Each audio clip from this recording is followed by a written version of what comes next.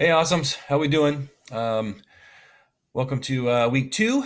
Um, a nice cloudy, rainy day here. Get things started off on week two. Um, Still reviewing and reading discussion posts. Overall, very, very good job. Really enjoying what I'm reading. I'll come out with a video in a little while about that, but I didn't want to make you wait, kind of think about what's going on for week two. So I've just posted the week two weekly module, which I'd like to go over with you now. Kind of get you thinking about how to plan for the week. Of course, you can always kind of look ahead on from our WordPress site under schedule and kind of see what's happening the next week. So I've made a few little tweaks this week. All right, let's get started, shall we? I'll minimize down here. So if this looks a little different to you than my previous videos, I'm on my Chromebook. I wanted to test it out. Just as a friendly reminder, I am leaving for Oklahoma City on Wednesday, and I'm taking this little doodad with me, and I wanted to make sure that it would work sufficiently. So, all right, so here we are on our website. I'm not on the home page. I'm already on the weekly modules page. So just a friendly reminder, here's the weekly modules. Obviously, last week you had week one. Here we have week two. So I'll click on that, go back to where I was a second ago. So here we are today, May 14th, talking about writing and designing job application materials. So our readings, and I've got those linked right here for us. I know I asked you to read Project 1A, but the draft is due this Friday. So I wanted you to refamiliarize yourself, if you would, with the assignment description. Please refer to the video. We talked about that last week. I'm going to be back with you a little bit later today to talk about specific design principles from Markel in chapters 10 and 7, about how we think about writing our resumes as well as our cover letters and responding to specifically the job posting, which is going to be considerably apropos this week.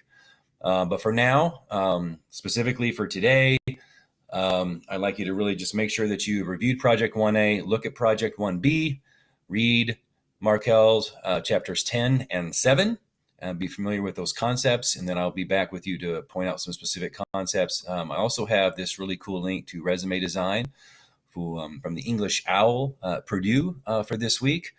Builds on a few of the principles of Kramer and Bernhardt when they talk about gridding, or seeing the pages of grid, excuse me. They kind of call it a quadrant test here that you might add to or augment your understanding of how the page is kind of supposed to be laid out. And they do this boxy quadranting thing.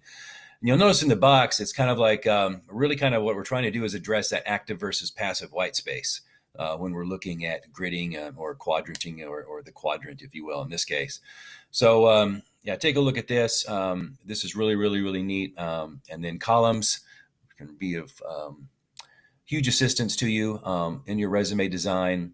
We've talked a little bit about serif and sans serif fonts. I'll be back to talk with you a little bit more about that. And then I would like draw your attention to the 20-second test. When you read through that, what's really interesting about that is that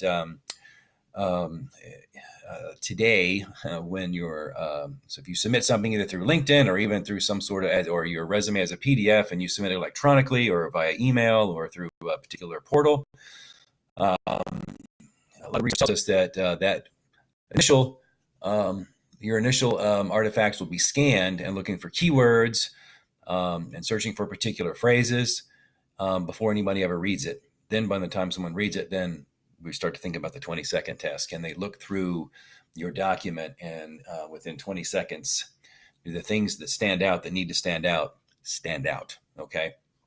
So please do take time to review that. That's some really good information there that we'll incorporate later this week and talk about some more. Okay, so the assignment's due. So post your Project 1A draft by this Friday, and we'll go into more detail about that. Please note that your Project 1A draft should contain the job ad, a resume, and a cover letter. So it should be 3 pages. Your job ad may be longer than a couple of pages, but you please recall from last week when I said you need to find a job ad, and I encourage you to find one over the weekend, that you make sure that you hang on to it, and so hope you did. Hope you still got it, because you'll need it. All in one file too, please. Right. So we'll save that as just one file, so that when we're doing the peer review this week, someone just open up one draft, see your job ad, see your resume, and then your cover letter, and they can read through those. So that will kind of be a similar thing. I think I told you last week, we'll have this kind of got this Friday, Sunday thing going. So Friday, you'll post your Project 1A draft, your job ad, your resume, and your cover letter. And then once those are posted, you'll need to, similarly as you did this past weekend, locate two, find two, choose two, and then provide some feedback. And your feedback should be in response to the principles of writing these job application materials, specifically with writing and designing, that I will talk about more specifically in forthcoming videos tomorrow. And then since you read the Project 1B assignment sheet up here with the readings this week, you get a sense of, it tells you on there, you choose Google Sites, WordPress, or Wix. I'd like you to decide on one of those, look through those. Please make sure that you just set up the free account. That's all you need, in particular for the course today. So for this week anyway. All right, I think that might about do it for me. So I'll say goodbye for now, and I'll be back shortly with more videos and updates. And in the meantime, if you have any questions, or if there's more that I can do for you, please do not hesitate to let me know.